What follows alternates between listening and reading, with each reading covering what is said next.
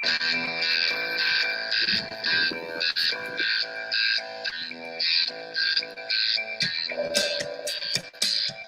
from the Julius Arthur Leonard Studios in Charlotte, North Carolina, it's TC at Home, presented by Theater Charlotte.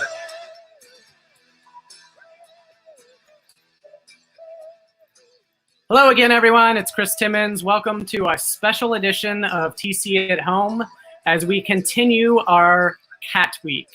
All week long, we have been recognizing the cast and crew of Theater Charlotte's Cat on a Hot Tin Roof. And tonight we're going to speak with some of the members of the cast.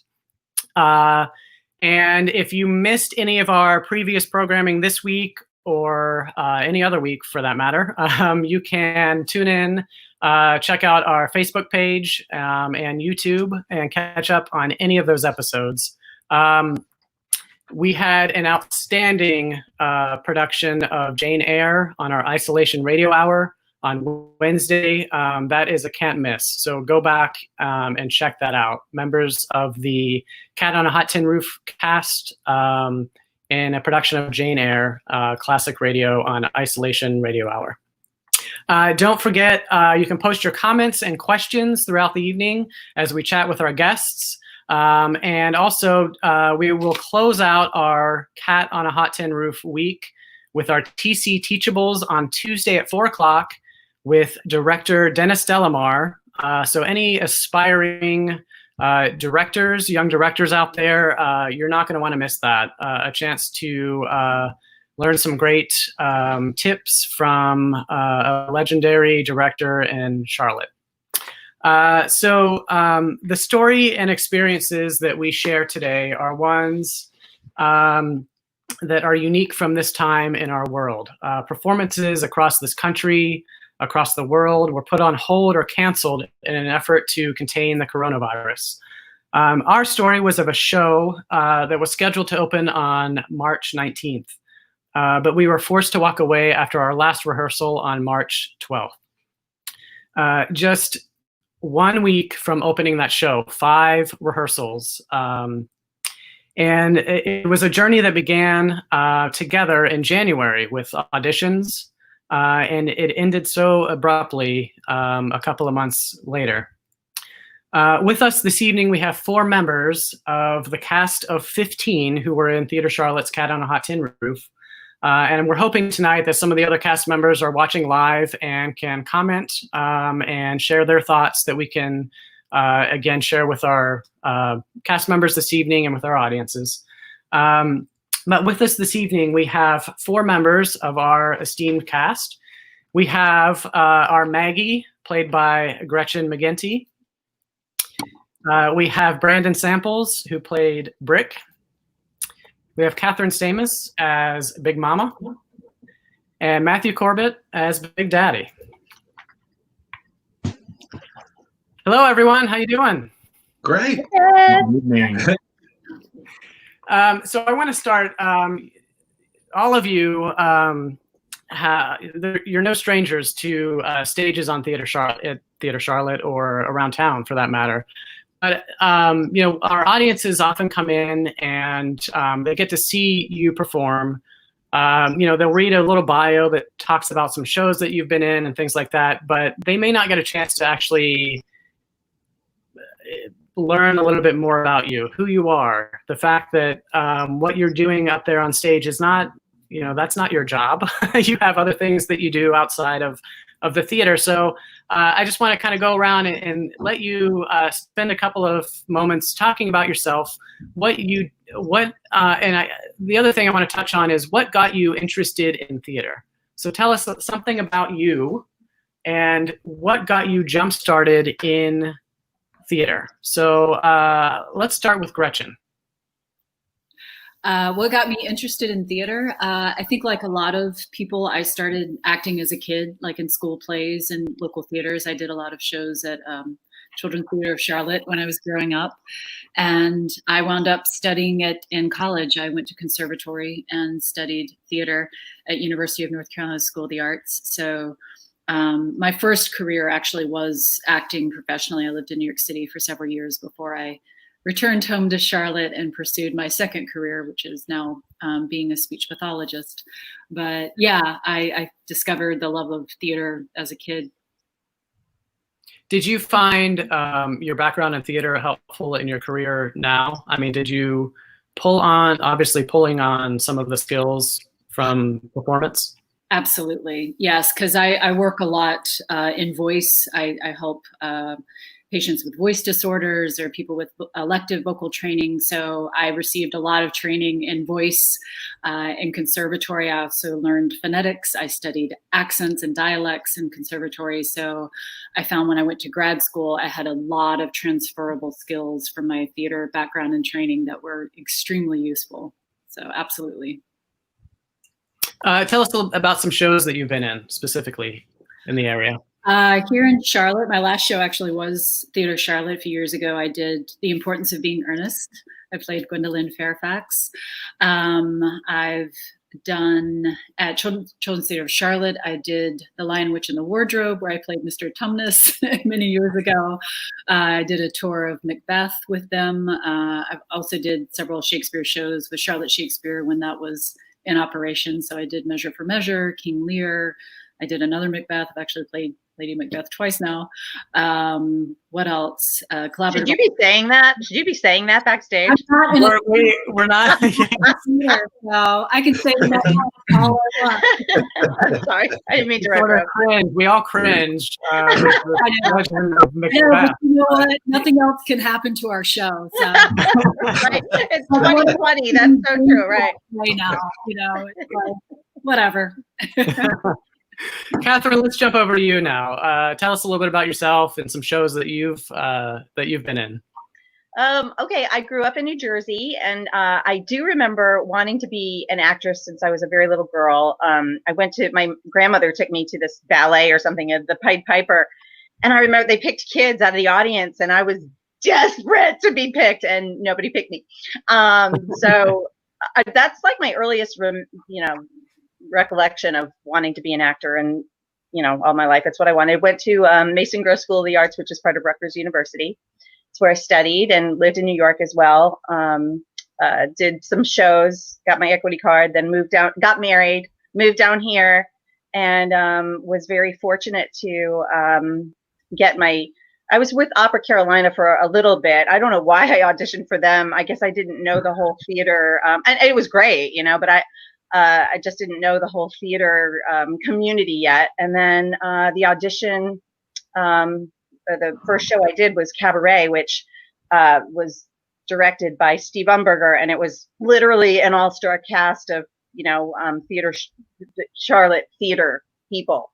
So I was very fortunate. And then since then, my last show was CPCC. I was Donna in Mamma Mia, and done several shows over there, and really my two homes are CPCC and Theater Charlotte. To tell you the truth, I've done plenty of shows at Theater Charlotte too, about 5, I guess. But I'm a grandmother. I have 2 beautiful daughters, married to the most incredible man, and that's pretty much my life off of the stage. But how I do love the stage. Excellent, Matthew. Let's jump over to you. Oh well. Let's see. I grew up with 2 parents that loved musical theater, so we had those cast albums playing in our house at all times. So just kind of came into it that way. My first step into actual doing theater was my piano teacher was the music director at a community theater in Jackson, Mississippi. And she recruited with a great deal of effort my older brother, who was in high school, to be in a production of Man of La Mancha. Of course, it's the same thing back then as it is now. Finding men to be in musicals is sometimes a very difficult thing. And so we went to see that production, and I saw my brother up there on that stage, and I said, well, if he can do that, I can too.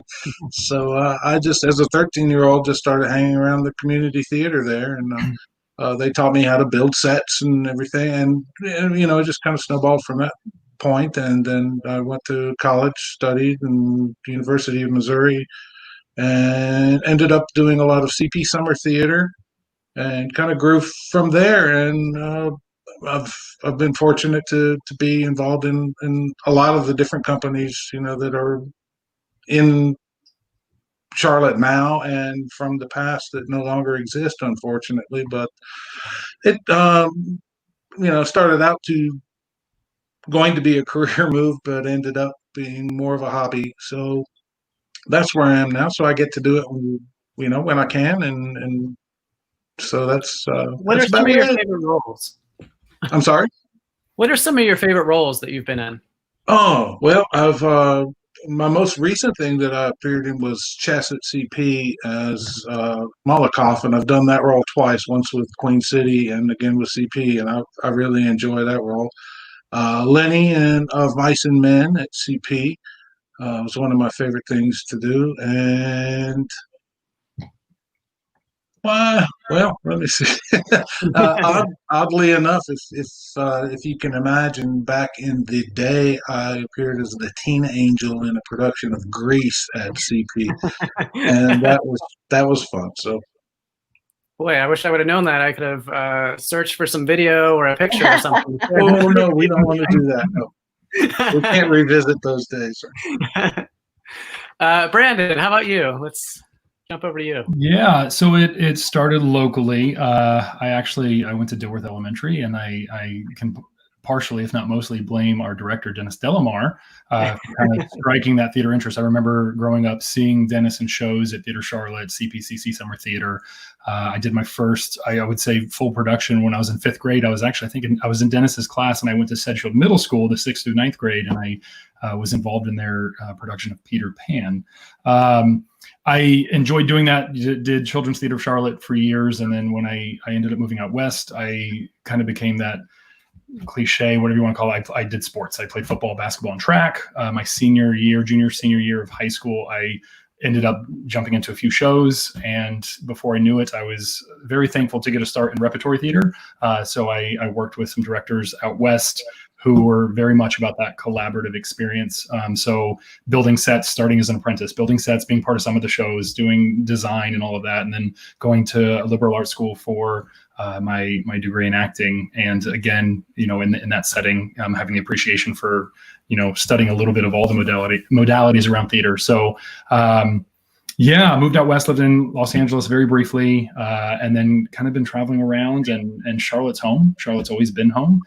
Over the past several years, similar to Gretchen in some ways, I became a pediatric nurse. Been working with kids in the healthcare setting for the past almost decade now, and found a really neat way to balance that with doing a lot of shows throughout Charlotte.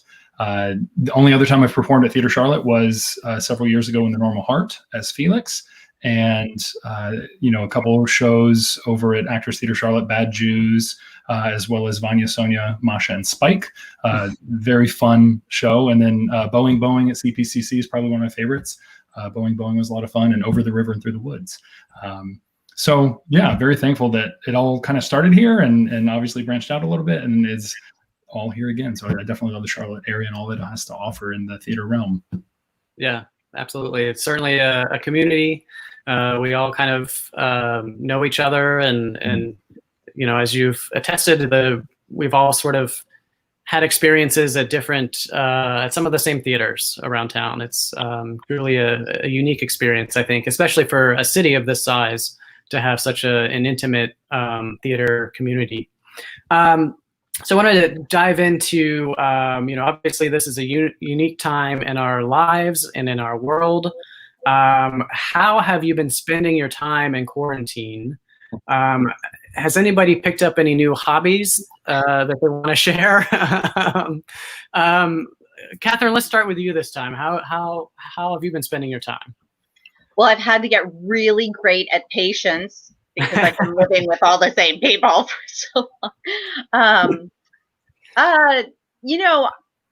I'm very fortunate. My life, it still is kind of a homemaker, so I got to have that. And my girls are, one of them got to come back from college, which I have had a kind of a hard time cutting the cord, if you will, as challenging as it can be.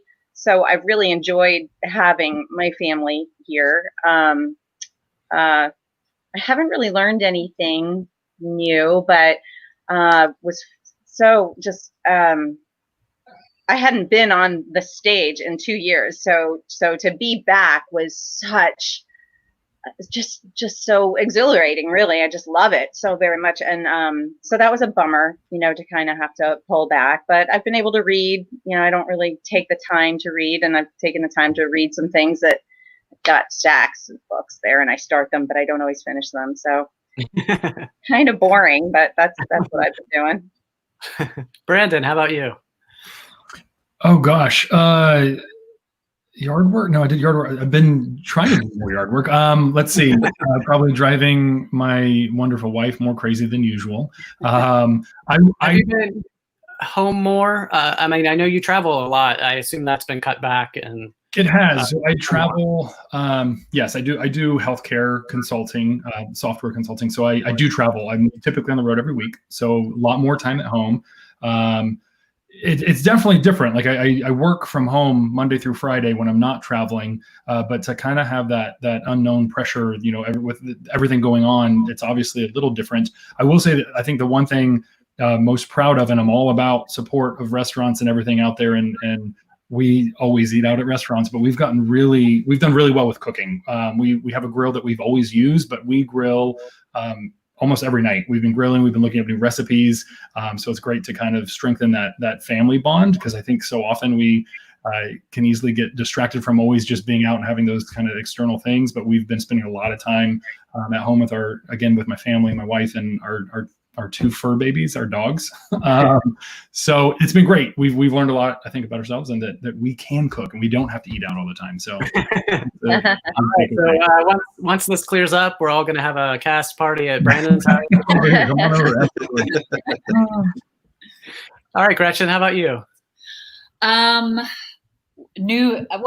still working. My private practice, I've moved everyone online. So I do telepractice, and then I also work for a home health company. So I still go to assisted living centers to do that. But as far as hobbies, I, like a lot of people, I rescued an animal. So I actually adopted a cat during the pandemic, and it's the first time I've owned a cat as an adult. So I've been learning how to be a cat owner, which is different than being a dog owner, which was my last pet. And I tried to take up jogging like a lot of people, but it messed up my foot a bit because I had foot surgery a couple of years ago. So now I power walk every day instead of walking. So I had to sort of compromise there.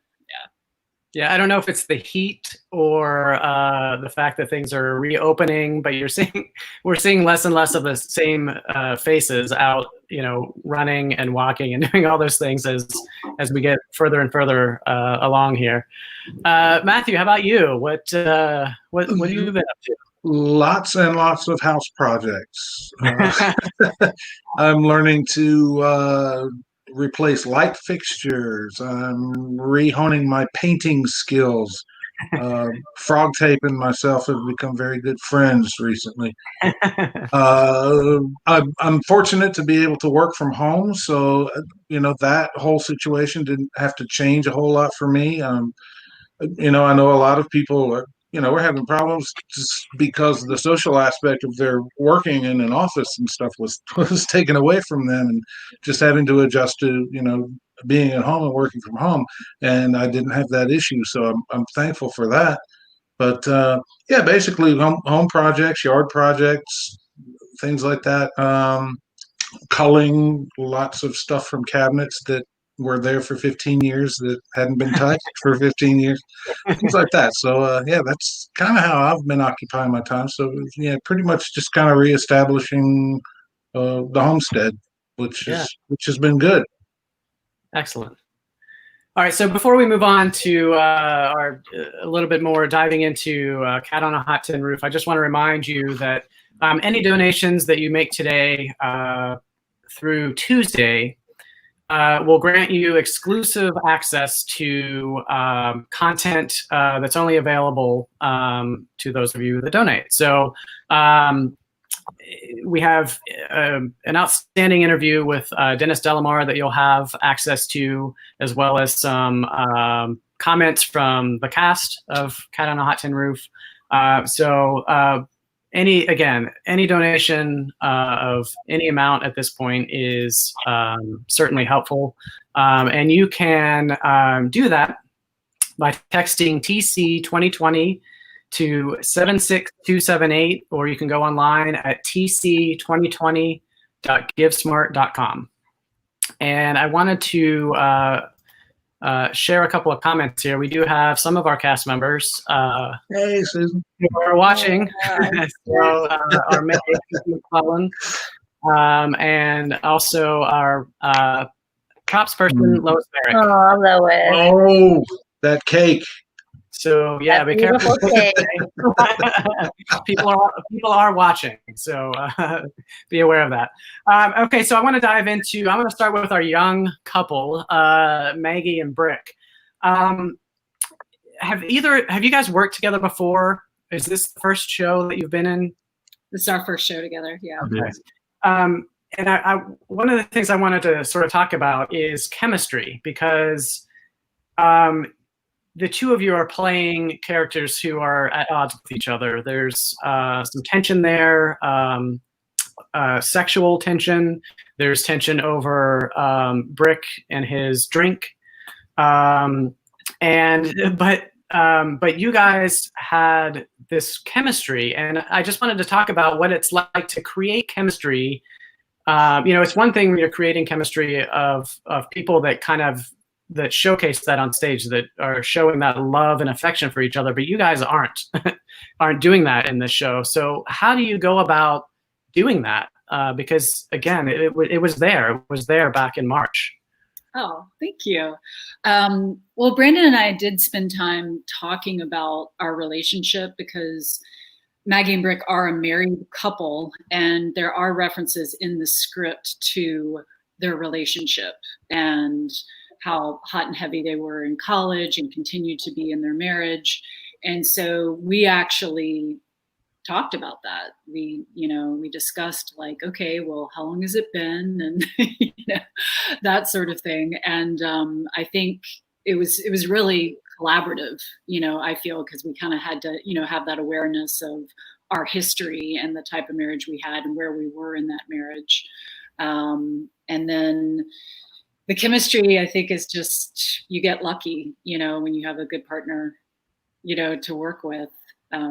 You just get lucky, I think. What do you think, Brandon? Agreed. I was going to say, obviously, the script, we're always going to lean on the script, right? The words there for us to reference to. But I think for me, a lot of it was the trust. And it has to go with that lucky, right? The casting and the trust that, I knew that, when we got together, we had all the work to do. And obviously we're off stage and kind of discussing the relationship quite a bit. But knowing, when you would come back to the theater and I would come back to the theater, it'd be like, did you think about this aspect? Like this happened. But always knowing that I was doing my homework, you were doing your homework, and would bring that back to the table. Because at the same time, it was so distant, right? I'm laying up on that bed and you're off 12 monologues back to back to back to back. So there is that juxtaposition where you do have to have that trusting, close relationship, but these characters are so disconnected on stage. And on top of that, they used to not be disconnected in their lives. So there's so many layers. I don't need to explain that that's Tennessee, but it is. But again, trust, the work on both parts, and it was exciting. Yeah, and Kathryn and Matt, you guys have the same sort of situation. Obviously, you're a married couple for a much longer period of time, but there's also that, you guys we're seeing some of that conflict as well. Talk a little bit about how you guys sort of built that relationship and what you did to get to the point that you were at back in March. Kathryn? Thank you. Interesting. I think for the character of Big Mama, she refuses to see the truth really in front of anybody anyway. I think she knew it was harsh and horrible, but just, glossed over it. Like, just pretend he's not being mean, and he's not being mean, whereas I think Brick and Maggie had that real, with her, of course, Maggie fighting for the connection with her husband. I feel that Big Mama and Big Daddy, lost it a long time ago, but knew how to play the game. That it's just like, no, we're happily married. Thank you. I mean, you can see it's not, but so. Sure. And one of the points of discussion that we had during the rehearsal period was it's never established, at least in this 1974 version of this script, why Big Daddy and Big Mama are even together. I mean, there is no reference as to where they met, how they met, why are they still here? And why does either one of them love each other? Why are they even trying to keep this together? And it wasn't until I saw a version on YouTube of a revised script that Tennessee established at that point that they had to get married, and that Reverend that is in the cast was the officiating person for that marriage. And it really does establish a whole reason why Big Daddy does not like the Reverend. He doesn't have a great deal of respect for him, and he does not have a great deal of respect for their first son, because that is what forced him to be with this person who he has grown to not really care too much about, and in their current roles. So that was interesting. And again, as Brandon and Gretchen were saying, the amount of trust that you have to have, because Big Daddy has some pretty disparaging things to say to Big Mama. And Kathryn and I have worked together. We've known each other for many years, and I find her to be one of the nicest people I've ever met. It was rather difficult to say some of those things to her, and to get to the level where I could do that without feeling that that might be an issue between the two of us on a personal level. So yeah, that was probably one of the biggest hurdles I had in a rehearsal process. Yeah, that was going to be my next question. If anybody has, you may have already touched on this with talking about the chemistry and that difficulty, but what, for each of you, what was maybe the most difficult aspect of finding this character? And maybe I'll start, Brandon, with you. One of the things that I sort of, when I read through the script again, is I was thinking, gosh, he's going to be drinking a lot of sweet tea. How is he going to make it through? Because this guy is always, grabbing another drink. I mean, is that something, just as a sort of side note, is that something that you guys discussed at all? Like, how are you going to find time to wander off stage and take care of business and get back? Or Yeah, I was looking for my script. I started tallying the drinks, and we were up to like 17 or 18 drinks in the first act, which is a lot of drinks. So you've been drinking a lot of sweet tea to prepare for the tea. No, but yeah, seriously, yeah. So what was the most difficult aspect, do you think? So the most difficult was the wording.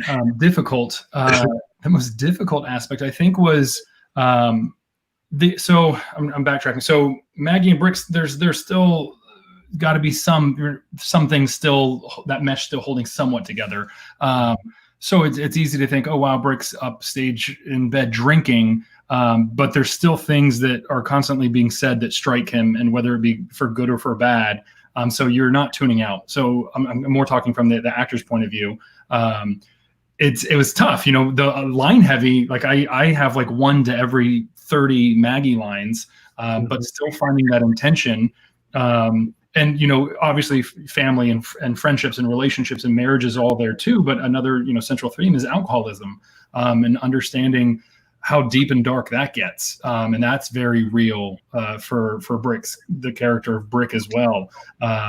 So again, just so many layers, but it was, I wouldn't call it difficult. Like it was, that's what we were rehearsing for. We were finding that, and up 5 rehearsals before we were opening, I think we started to have it made sense. It was real. It was unfortunately relatable to people as well. But I mean, it was tough, but obviously the rehearsal process gets you there.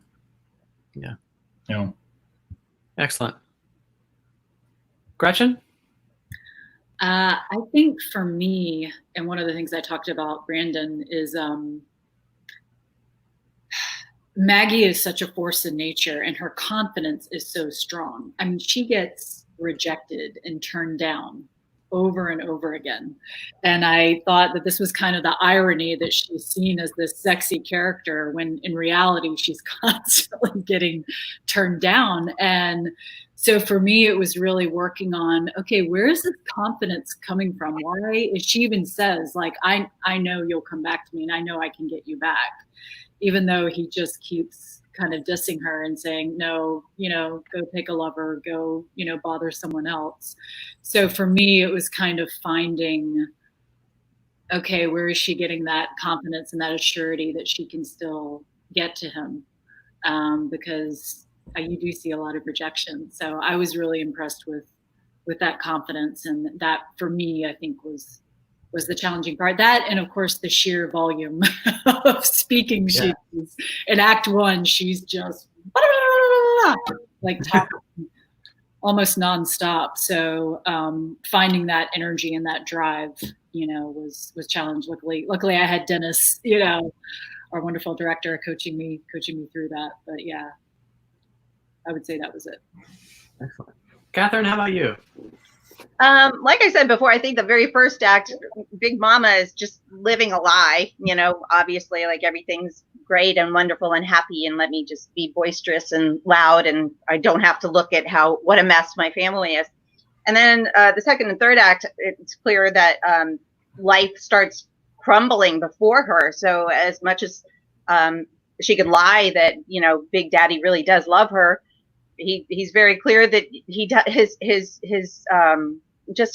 disdain and his meanness to her is heartbreaking. There was that, and I think that I had a moment with Josh too at one point, because even as a mom, realizing that I really didn't love that son as much as I love Brick, and he's got it was a heartbreaking scene. He's so mad and he's kind of coming at her too, but the truth is, I didn't love him the way I love Brick, so I guess, just the breakdown of the truth, even the Big Daddy is dying of cancer, that comes on her, so it's just like, just life just crashing down. Just if I can just go back just a second too, Sure. When, when you're doing a show, I can't speak for everybody, but I know that this happens when you're taking on a character. You kind of are that character. I'm not one of those method that I stay in it the whole time, but you really do gravitate towards the people that you gravitate towards in a show. You kind of build a camaraderie with the people. I mean, I did the Miss Firecracker contest once, and I just felt like I was Tessie, and I felt like she wasn't liked, and I knew I was liked, but you still kind of embody a little bit of that with the cast. And yet with this cast, I never felt unsafe ever with Matt. He's such a dear. Like, I didn't, as soon as we were off stage, it's like, oh, I love Matt. It wasn't like, oh God, he's so mean. Right? And then even with, just Gretchen, I just remember at the very end of Act 3, at one point just connecting, our eyes connected, and it was just such a beautiful moment, because Maggie's heart was right there for Big Mama. I just felt it. And then, as much as I, love Brandon, of course, his character didn't give a whole lot back, not just to me, he was drunk. But I got to tell a funny story real quick. I remember there were 2 doors up on the fabulous stage that Tim Parati, the set that Tim Parati had done. And we didn't really know each other just yet, but I opened the door to throw clothes in there, I guess. And there's Brandon, like, it was just funny. Those are just the fun little things when you're starting to get to know each other, and the little, quirkiness of actors love. But anyway. The comment from Tim Huffman, also a member of our cast, about Big Mama. Oh yeah, that's Love true. it. Thank Matthew, you, do you Jeff. have anything to add? I know you sort of started this conversation about, again, the dynamics between you and Kathryn on a personal level. Is there anything else that you want to add as far as any sort of challenges in creating Big Daddy?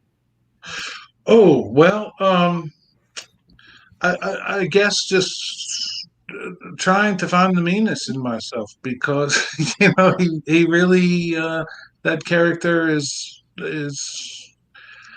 apparently is not a heartless person, but he has developed a definite wall between himself and his wife, and his other son, and just finding where you can, I guess, separate the love he has for his son Brick, and the desire to see him succeed, and take over the family home, and still be cold enough to the rest of his family. And where does that dichotomy start and end? It was a little bit of a challenge. Yeah. Poor Gooper. Poor Cooper. Yeah, shout out to Susan too. The whole cast was fabulous, but Susan just cracked me up. She was so wonderful as May. Too. Yeah, and if you go back again, for any of those of you who missed the Jane Eyre Radio Hour, you can hear Susan. We don't see her in the broadcast, but you can hear her voice cackling and laughing maniacally. It's outstanding. Yeah. All right, so I want to just sort of dive into what happened. We were a week from opening, as we've talked about before, just a few rehearsals away. This was a long journey that began in January with auditions. And we've talked about this before. I know Dennis said the show really came together on March 12th, that last rehearsal. And I know I saw rehearsal a little bit earlier in that week, and it was, I can remember him being very excited about what he saw even earlier in that week. And I was impressed. I mean, just you having seen and worked on as many shows as I have there, and being able to see where casts are at a certain point. Obviously there was a lot of dialogue, but aside from that, just the way that the characters were coming together and the way that you guys were gelling was pretty obvious to me. And Dennis has talked about how we had that show on March 12th. It was there. And then, you find out that we're not going, and initially, you found out that we weren't opening on opening night. That's sort of the first word that came down. We're not going to open on the 19th. And we had several other dates that we came up with, once it became obvious that this was going to go on longer than we thought. So, we had a date in April, and then we pushed it back. But I just kind of want to talk about what was going through your head, what was going through your minds when you first found out, when Ron, came, you had to have known something was up when he came to rehearsal and said, we're not opening on the 19th. So just tell me a little bit about what was going on in your head. Gretchen, let's start with you. Oh gosh. I don't, it's hard to remember, I think, because I just think it was kind of a shock. There's no really precedent for this. Yeah. I think I was still optimistic, because I thought, okay, we'll just open in April. And I think I just sort of wanted to believe that this would pass more quickly than it is passing. So yeah, I think like everyone was disappointed, and we had built so much momentum, and it was just getting better and better every night. And I was really ready to okay, let's get in and let's get into tech and let's tackle it. And, so it kind of felt weird to have all this momentum come to a sudden halt. But I think at that point I was still like, oh, okay, we'll just do it in April. That's fine. So. Yeah. Matthew, how about you? What was going on in your mind? Well, I kind of saw it coming. I kind of felt that was going to be the thing. So, it wasn't a shock to me, but it was a huge disappointment. And like Gretchen said, just the optimism that this might happen later and everything going forward. So I was kind of encouraged on that because I actually thought, well, actually we'll have some extra rehearsal time to really hone this stuff and make it even better than it would have been during those 5 days. And as time went on, it just became more and more apparent. So yeah, it's been a huge disappointment, both on a personal level and just knowing that the Theater Charlotte audience is not going to get to see what the tech crew has put together, what we as actors put together, what Dennis' vision and how he has like grounded us and kept us all in tow on this. It's sad to be perfectly honest, but you know it it's happening to everybody around the world, so it's just a kind of a piece of that. And I guess I'm very thankful that we got to where we got with it, actually, because we've all still had that experience. We've gotten to know each other. We grew as a family, and I know people now that I didn't know before. I've worked with people. Brandon, I think you were of the four of us, you're the only person that I hadn't worked. I've seen your work on stage, and I was very happy to be a part of a cast with you. But that was disappointment was probably the main feeling that I had. Yeah, Brandon. Ditto. Yeah. It's all. I'll be honest. I don't even think it's still really hit me completely. Obviously disappointed, extremely bummed. Everything Matt just said about working with everybody individually. And not everybody was in the rehearsals, but there's the Maggie Brick time, there's the Maggie Big Daddy time, the Big Daddy, and everybody. And I was most bummed in that first couple days of finding this out. The night before, we had kind of run through, mostly off book, through the show, and it was when I was starting to run. And because I knew I wouldn't be doing this closer to the show, I would sprint out around the stage, and I was getting excited to watch the scenes between other characters because they were so powerful. And I remember a lot of them during auditions and hearing them then, and just how much they had grown. So I remember first thing I was like, oh my gosh, I'm not going to get to see this, that, or the other. So that was a huge bummer. And then, it's still funny though, because we still have this experience. I got to work with everybody who's on here and who's not, their faces being seen today. So that was really exciting. But I will say retrospectively, I've been, in the weirdest way, extremely appreciative that what happened, because it was what it was, brings us more solidarity, I guess. And it's when you start hearing, I have friends whose weddings were canceled. I know a guy, he's an acquaintance, it was his debut on Broadway that night, and he was going on at 8, he got the call at 6. Friends who have kids who are in college baseball, whose tournaments in like their World Series got canceled. And ours is just as much of a bummer, but knowing that, again, there's a little bit of solidarity to that it was nobody's fault. So it's, again, very, very devastating. I still don't, I think it's going to string out for a long time. And I think even in 5 years from now, I'm going to get waves of, oh my gosh, we didn't get to bring that to theater, to the community in Charlotte. We got to kind of experience some of it ourselves. But anyway, that's my long-winded answer. No, that's great. Great. I love Susan Jenkins. Yeah.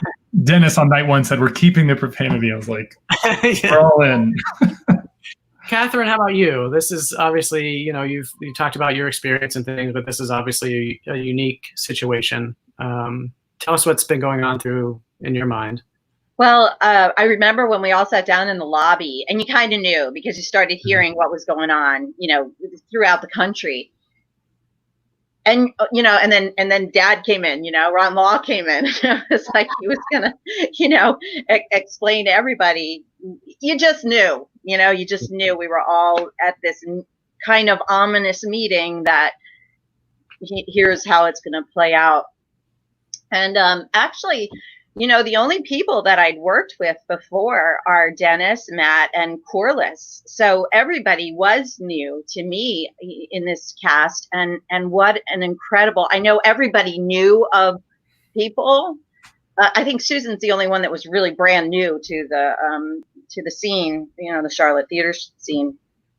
But I think that's the saddest thing for me is, everybody's a little different, but I feel that those 5 days before we were to open is when we started to become a family, real family, because we were off book, so we could actually, talk and respond and react and listen. But also off stage. And I think that that's what was so sad, that beauty of the hard work, and everybody's still kind of trying to get to know everybody, and, then we were just getting closer and closer. And then it was like, oh, okay. We've been fortunate enough to continue these different things and, talk to each other on, we had the little cat talk that you had put together, Chris, a couple of weeks back. Mm-hmm. So it was really nice to reconnect with everybody, but I guess that would be the saddest thing to me, is we were just not only on stage as a family, but as actors, as a family, it just was cut too short. Yeah. Yeah. And we've, it's been, well, I'll get into this in a minute. I want to take a minute, and some of you have talked a little bit about your relationship with our director, Dennis Delamar, but talk a little bit about what it has been like to work on this show with Dennis. He's obviously there's a rich history of his connection with the show, but to have an opportunity to work with him on the show, what has that been like for each of you? Anybody want to start there? Yeah, I can start. I can say that, like Brandon, I grew up in Charlotte, so I've known Dennis a long, long time, and I grew up watching him on stage and being a big fan of his work. And when I returned to Charlotte, after being in New York City, of course, I was acting on a regular basis, and Dennis was the person that was always there to greet me after the show and say, "You did a great job." And we would always say to each other, "We've got to work together. We've got to work together." So this was the first time that we're getting to work together. And it was so exciting because Tennessee Williams is my favorite. Dennis is also equally passionate about Tennessee Williams and has a great understanding of his work and a lot of experience with his work, both as an actor and a director. So it was really wonderful because I felt like I got to learn so much from him. And it was a collaboration I'd been looking forward to and wanting to have for years. So it was really, I would say that was like one of the great things I can say I can take away from this, is that I got to work with Dennis finally. So yeah, so it was really, really wonderful. Matthew? Well, yes, working with Dennis has been fantastic, and especially on this script because, as you said, he's got a strong background in this. He's appeared on stage in it, and also has a very strong passion for Tennessee Williams, and I think he has a very deep understanding of where this play should go, and. He had such passion and such love for these people, and to have him, direct us and to be sitting in the house while we were working on scenes and hear his laughter, or actually hear his comments, or him yell, "Volume, I can't hear you." All of these things, which was usually my note. All of these things just really help to have, such a good friend. I think we all felt caressed and comforted by the fact that we were in such good hands with Dennis on this show, because it is a very difficult show. This is the script. This is how thick it is. It's like a paperback novel. So so there's lots of peaks and valleys in there, and I think he was the perfect person to be guiding us through that. Yeah. Kathryn, do you want to speak a little bit about? I would love to, because I am in love with Dennis Delamar. I always have been. He is, I've been fortunate enough to work with him as an actor on stage. And I want to say it was only 2 productions, but because he's so dear, I feel like I've worked with him forever, and he is so encouraging every time he goes to everything. So, you know, he's always so encouraging when he sees you. But I think just like what Gretchen and Matt just said, he had such a passion for Tennessee's words, you know, poetry, such a passion for the arts. But Dennis is such a passionate and compassionate man for people, for humanity. So what better person would you have to direct a show like this, where there is so much devastation and yet joy, but sadness and everything that an actor's dream, you know, but then to be, you know, led and, you know, encouraged and directed by a man who personally I think is one of the best human beings that I know. You know, it was an honor. Yeah. So Brandon, we mentioned The Normal Heart earlier, which was also directed by Dennis. So how was this experience different? I think Kathryn just said it. The through line is the passion for people. Obviously, that bodes very well for Tennessee Williams and humanity and human struggle and all of that. I do think it was a very similar experience, but you know, if you got to do The Normal Heart with Dennis, you got to experience the Dennis who's the most passionate person you ever met. If you got to do Tennessee Williams of any sort, including Cat on a Hot Tin Roof, you get that passionate thing. If you do the show Maggie throws a rock, and that is like the depth of the show, you're going to get the passionate Dennis Delamar, you're going to know what kind of rock you're throwing. You're going to know how that rock feels. You're going to know who Maggie is throwing the rock. But that's the through line. Like he puts the same passion into any project, whether it's 1 level high or 10 levels high. And you're appreciated as a human being. And that's why we're doing this, to tell the story of why we're here, where we've been, and where we're going. So again, very similar in its foundation, but obviously two very different stories, but told by the same director.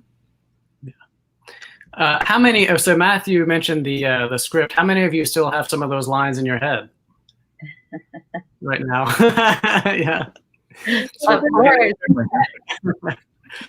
All right. Well, I want to bring in. We have a guest who's been waiting in the wings. I want to bring in a special guest. We have with us Dennis Delamar. He's coming. I see him in the wing. There he is. There he is. Hey, Dennis. Dennis. Hello. Hey, can you hear? Not sure. Can we hear him? Go ahead, Dennis.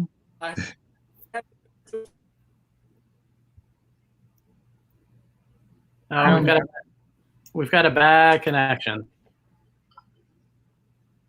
I have All right, give Dennis a second to move around. One of the things I want to talk about while we have a second is the generosity of this cast. Are you there, Dennis?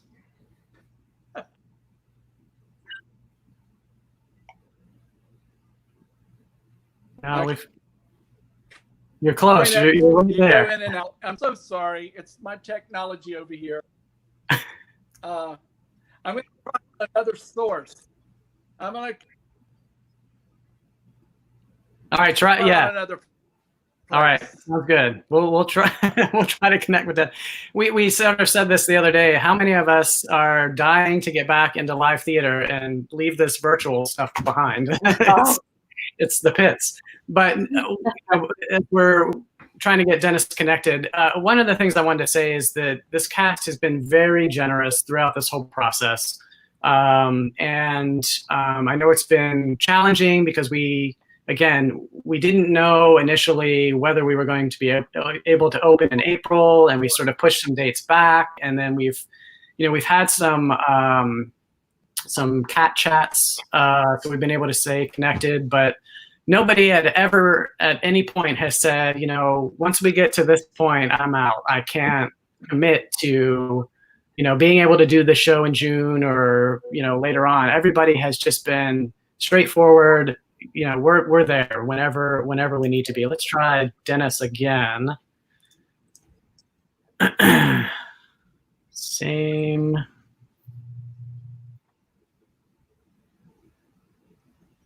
No. All right. Well, we'll try to connect again. But yes, we've been kind of in touch, working on some of this behind the scenes content, which anyone that, again, donates to Theater Charlotte, tc2020.givesmart.com, you will have access to exclusive content with our interview with Dennis, and some other exclusive content for those of you who have given tickets back to us, who had tickets to see this incredible show. You'll also have access to that content as well. So as we're trying to get Dennis on here again, one of the things I wanted to ask is for each of you to share a special a memory from this process, from the rehearsal process. Kathryn, you mentioned opening the doors and seeing Brandon at one point, but is there anything that sort of stands out when you look back at this whole experience? What stands out to you? Is there a moment? Is there a line in the show, a moment in the show? Who wants to start with that? Well, can I start? I have two really cool things that I thought happened.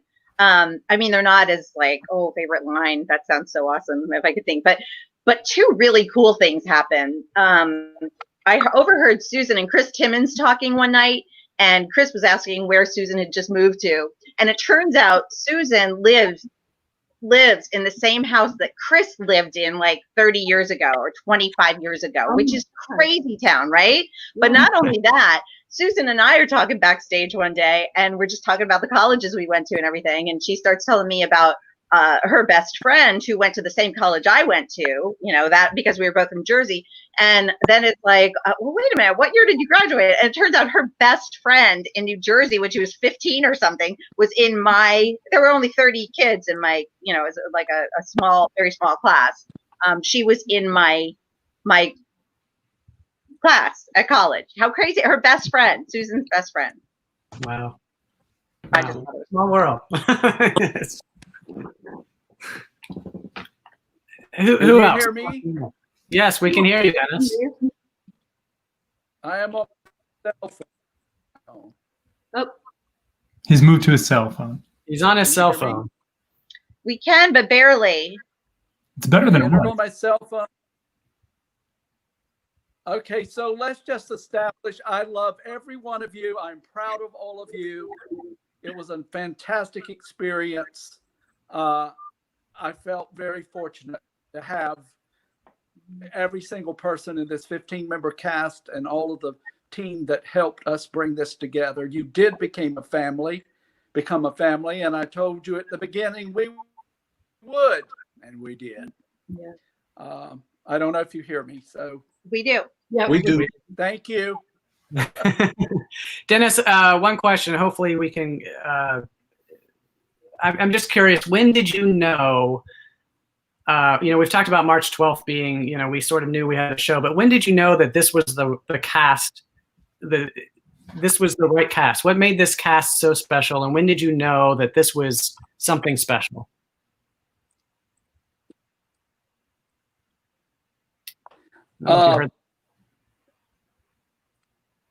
Well, I had the right people. Everyone cast perfectly, and I had over 70 people audition. And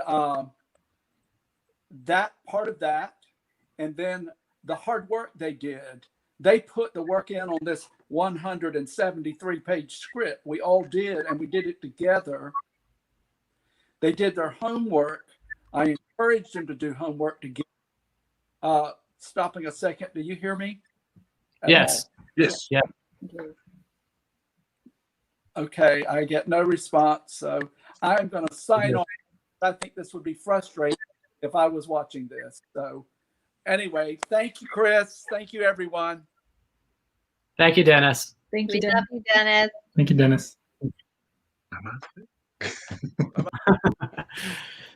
But again, we've got a great interview with Dennis. He goes a lot into the characters of the show, the script that was selected, that was chosen. There were several versions of the script, but why he chose to use this one. And he has he has great things to say about everybody in the cast, no doubt. Does anybody else? Susan McClellan here says someone needs to talk about the cake. Yes, can I talk about? All right, so Gretchen, go ahead. Well, I think she may be referring to more than one thing. So at one point, we were trying to figure out how to light the candles on the cake, which was an issue because they would be lit way before they would actually get blown out. So I think at one point, didn't our cake get set on fire? At one point? And we It should was preface close, this. yeah. Very close. The cake was a Very cardboard box, so it wasn't a cake. It was Yeah. a simple piece of. A beautiful cardboard box. It was a hat was. box, I think. It was a hat It was. box. Yeah. Yeah. It was Yes. Yeah, gorgeous.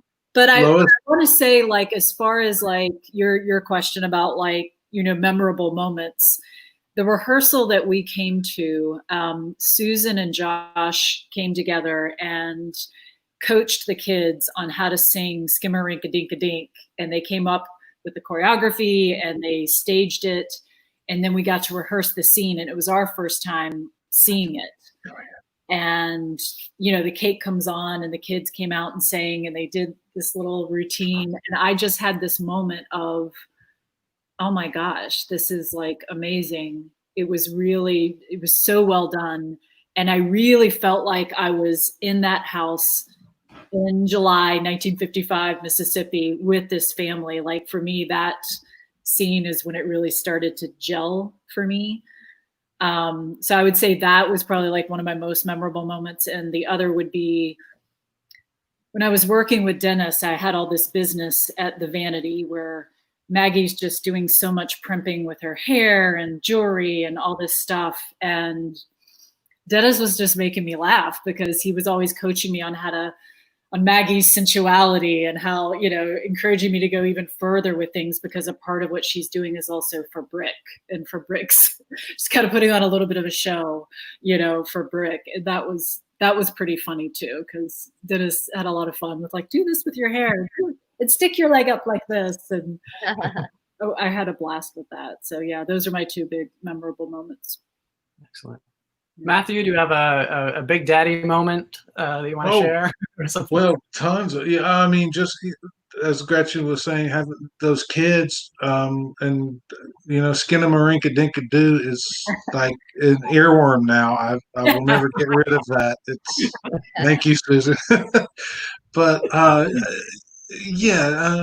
that just the whole experience to me. I mean, we'll just never go away, and I think because it's unfulfilled, it will always be in that perpetual place where it is right now, where it was that Thursday night. It will just always be there, and we will always have that night and be able to share that. One thing on just a lighter side, that Dennis coined the phrase, speaking about Gretchen's performance, where she was, walking that tight line of being, very sweet, but also being seductive. And he came up with, he coined the phrase that she was right on the edge of slut. And that will always be in my lexicon now, that the edge of slut is going to be one of my descriptive phrases for the rest of my life. And I thank Dennis for that. And also Gretchen for being there. Walking that line. Yes. Awesome. How about you, Brandon? I don't know if there's so many. I mean, like I said, I just love, there's so many times Brick goes out onto the landing. And again, I knew once we got closer to opening, I wouldn't be able to do this, but I would just turn around and be out of character because I was like, I've got to watch this. Chorus, there's a storm a coming. We all remember that moment. Sort of bounding in and delivering that line was amazing. And there was a storm coming. Little did we all know. Yeah. It was a storm coming. Only but yeah, there's so many great moments with everybody. Awesome. Well, thank you all for joining us tonight on TC at Home. Thank you for your contributions, the time that you've devoted to Theater Charlotte over these past couple of months. It's been an incredible, it's obviously, I think that says it all right there. Yeah. Yeah. Yep. Thank you, Dennis, and thank you, Ron, as well. So thank you all. Ladies and gentlemen, Gretchen McGinty, Brandon Samples, Matthew Corbett, and Kathryn Stamas. Thank you, guys. Thanks, Everyone. Thank you. Bye, guys. I just want to take a moment to, again, thank the rest of the cast and crew involved with Theater Charlotte's Cat on a Hot Tin Roof.